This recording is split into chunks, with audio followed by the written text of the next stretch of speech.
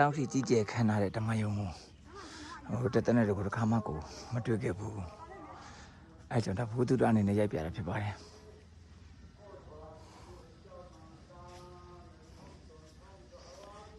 ဓမ္မယုံကြီးဖြစ်ပါတယ်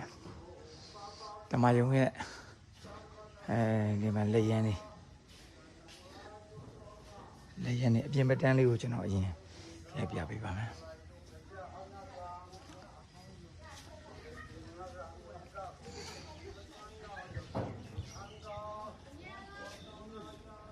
ညအပြင်ဘက်လမ်းလေးဖြစ်ပါတယ်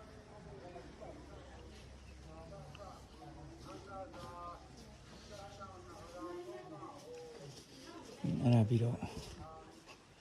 အထဲလေးကိုရိုက်ပြပေးပါမယ်ဒါကိုအံ့ဩစရာကောင်းတော့ဓမ္မယုံကြီးအရင်ကြီးကျယ်ခမ်းနားလုံးဝကြည့်ပါတယ်တကယ်ရွက်ကြီးတွေဆိုရင်လည်းပဲတကယ်ကို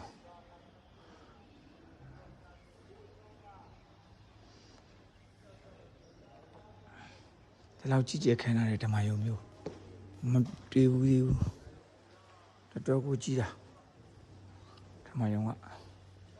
တာဟိုပုံမျိုးအတွင်မထန်းဆန်းကိုနာမရှိပါတယ်